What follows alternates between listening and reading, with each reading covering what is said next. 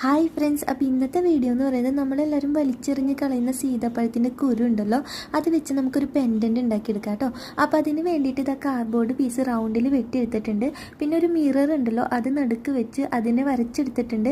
പിന്നെ അതിൻ്റെ ചുറ്റിനാണ്, അതായത് ആ മിററിൻ്റെ ഷേപ്പ് ഒഴിച്ച് ബാക്കിയുള്ള ഭാഗത്തൊക്കെ നമ്മൾ ഇതേ രീതിയിൽ നമ്മുടെ ആ സീതാപ്പഴത്തിൻ്റെ കുരു ഒന്ന് വെച്ച് ഒട്ടിച്ചു കൊടുക്കുന്നുണ്ട്. നോർമൽ പശയാണ് കേട്ടോ ഞാൻ യൂസ് ചെയ്യുന്നത്. അപ്പോൾ അതാ ഇതുപോലെ ഒട്ടിച്ചെടുത്തിട്ടുണ്ട്.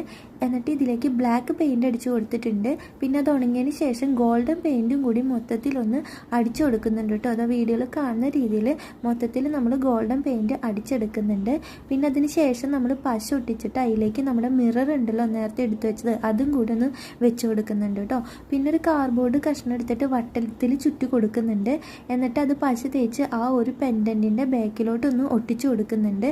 പിന്നെ ഒരു ബ്ലാക്ക് ചരടും കൂടി ആ ഒരു ഹോളിലേക്ക് ഇട്ട് കൊടുക്കുന്നുണ്ട്. അപ്പോൾ ഇത്രേ ഉള്ളൂ. അപ്പോൾ ഇഷ്ടപ്പെട്ടെങ്കിൽ ഒന്ന് സബ്സ്ക്രൈബ് ചെയ്ത് സപ്പോർട്ട് ചെയ്യാം.